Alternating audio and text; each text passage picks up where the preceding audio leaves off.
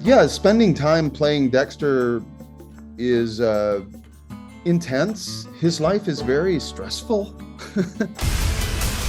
Only in New York. I'm thankful that he's a character that audiences remain interested in, and that from a storytelling standpoint remains interesting. How capable he is, and at the same time how totally limited he is as a human being. Those things are happening at once. I think we all feel capable in ways and completely clueless in others. He's relatable in that sense. What do you think? I'm back in the New York groove. Hello? Michael, I'm a huge fan of the show. Oh, thank you. A long time ago, you said that you went away from playing Dexter and focused on your theater career because certain patterns of Dexter Morgan were getting into your other film roles. Have you been able to fix that now that you're back as Dexter Morgan? Have I been able to fix the fact that it kind of does a number on me? And I think, spending time playing Dexter is intense. His life is very stressful. And it takes its toll without substantial breaks from it. I couldn't return to it. But I think when I said that, that was probably at the end of 8 solid years of having played the character, and I needed a break. But more than 8 years have passed since, I think. And, you regenerate and are receptive to things that were at one point just like impossible to consider. And,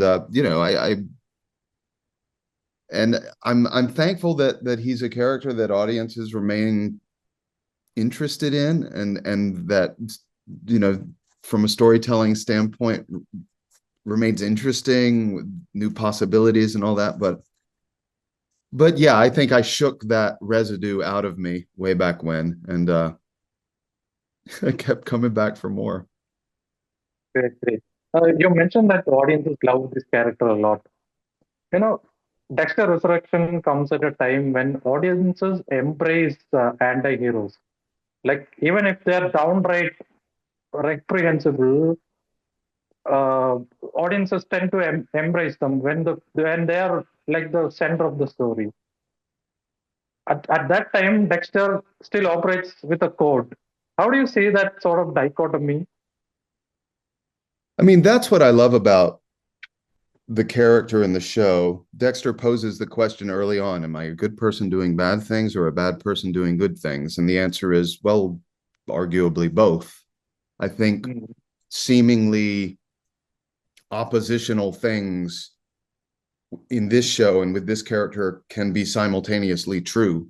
Dexter is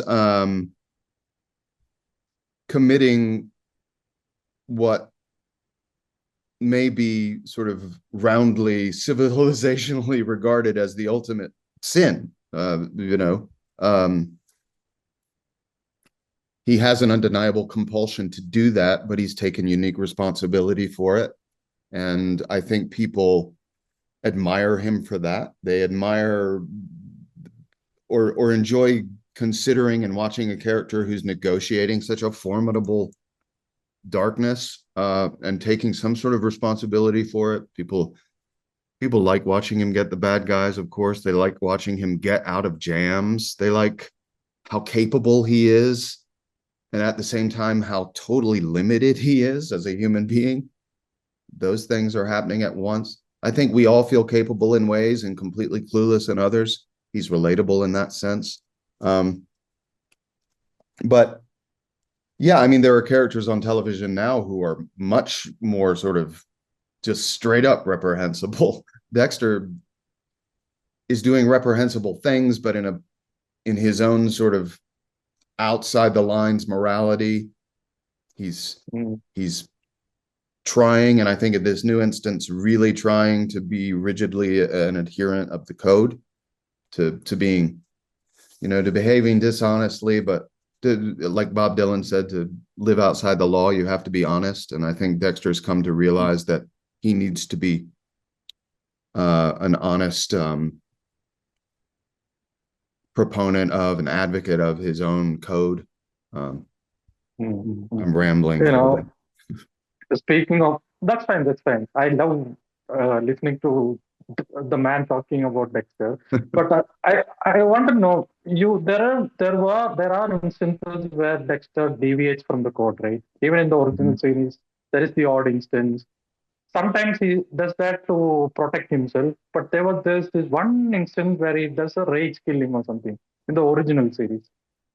When such deviations happen, do you have a word with your creators? Because ultimately, it's you embodying embodying those traits, right? Yeah, I mean, there have been things that have happened over the course of the show that in hindsight I wonder about, but I think anytime Dexter has deviated from the code, it's humanized him. I mean, we all, well, unless you're a completely indiscriminate sociopath, have some sort of sense of a moral compass and what is and isn't right. And we're all very much capable of falling short of that and fall short of it every day, all day.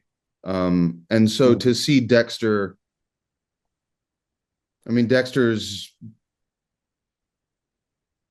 appreciation of and adherence to the code is now more informed and seasoned and fortified for his having defied it and broken it and seen the consequences. So I think it's important in the evolution of the character to see him fail and succeed in a way that's informed by that failure. Thank you. Thanks a lot. Thanks.